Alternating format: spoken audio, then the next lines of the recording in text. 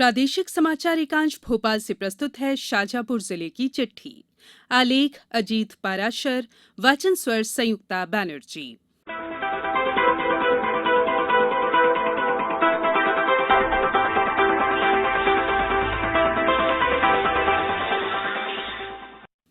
शाजापुर में इन दिनों सर्द हवाओं का दौर जारी है।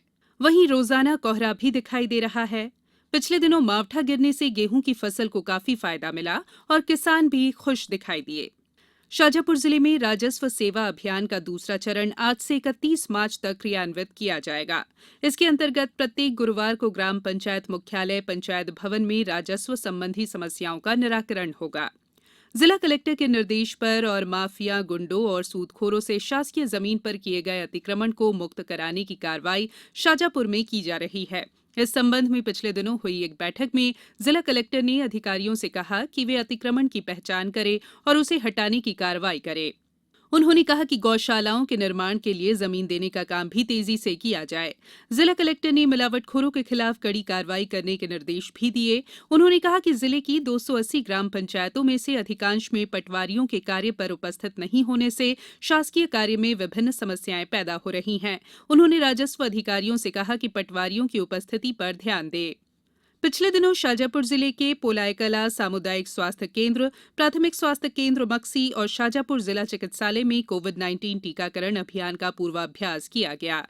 इस ड्राई रन में जिला कलेक्टर भी उपस्थित थे। इस दौरान टीकाकरण के कार्य में शामिल होने वाले अधिकारियों की थर्मल स्कैनिंग की गई और उन्हें विभिन्न जिम्मेदारियां सौंपी गई। प्रदेश में बर्ड फ्लू के प्रकोप की चर्चाओं के बीच शाजापुर जिले में भी अचानक कौवों की मौतों की घटनाएं सामने आने से जिले में बर्ड फ्लू की आशंका बढ़ गई है। जिला प्रशासन ने भी सतर्कता बरतते हुए आवश्यक दिशा निर्देश जारी किए हैं।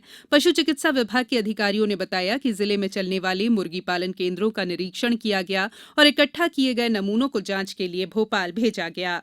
पशु चिकित्सा विभाग के उप संचालक ने जानकारी दी कि जिले में बर्ड फ्लू जैसी बीमारी के कोई लक्षण नहीं पाए गए हैं। इसके बावजूद एक रैपिड रिस्पांस टीम का गठन किया गया है। जिले में एक कंट्रोल रूम भी बनाया गया है। शाजापुर जिले में भी पिछले दिनों अन्न उत्सव मनाया गया। इस अवसर पर आयोजित एक कार्यक्रम में सामान्य प्रशासन राज्य मंत्री इंदर सिंह परमार ने कहा कि प्रदेश के हर एक व्यक्ति को उसका हक मिले, ये सुनिश्चित करने के लिए राज्य सरकार ने सार्वजनिक वितरण प्रणाली के माध्यम से उपभोक्ताओं को दिए जाने वाले खाद्यान्न की वितरण व्यवस्था को पारदर्शी बनाया है। उन्होंने बताया कि ऐसे ग्रामीण क्षेत्र जहां हाट बाजार लगते हैं वहां हर महीने की 4 और 5 तारीख को और शहरी क्षेत्र में महीने की 7 तारीख को अन्नोत्सव का आयोजन करने के निर्देश दिए गए हैं। पिछले दिनों फसल बीमा योजना के संबंध में जिला कलेक्टर कार्यालय में एक बैठक का आयोजन किया गया। इसमें सामान्य प्रशासन राज्य मंत्री ने कहा कि यदि पात्र किसान को बीमा के लाभ से वंचित किया जाएगा तो ऐसी बीमा कंपनियों के खिलाफ कार्रवाई की जाएगी। उन्होंने बीमा न मिलने की शिकायत लेकर आए किसानों से चर्चा भी की। शाजापुर जिला कलेक्टर ने आयुष्मान भारत योजना के तहत अभियान चलाकर हितग्राहियों का आयुष्मान कार्ड बनाने के निर्देश दिए। उन्होंने कहा कि प्रत्येक ग्राम पंचायत में प्रतिदिन कम से कम 10 कार्ड अनिवार्य रूप से बनना चाहिए। शाजापुर जिले में मकर संक्रांति का पर्व जोर शोर से मनाया जाता है। इस दौरान पतंग उड़ाने का बहुत चलन है। इसे देखते हुए जिला कलेक्टर ने पतंगबाजी में चाइना डोर के इस्तेमाल पर रोक लगाने के निर्देश दिए हैं।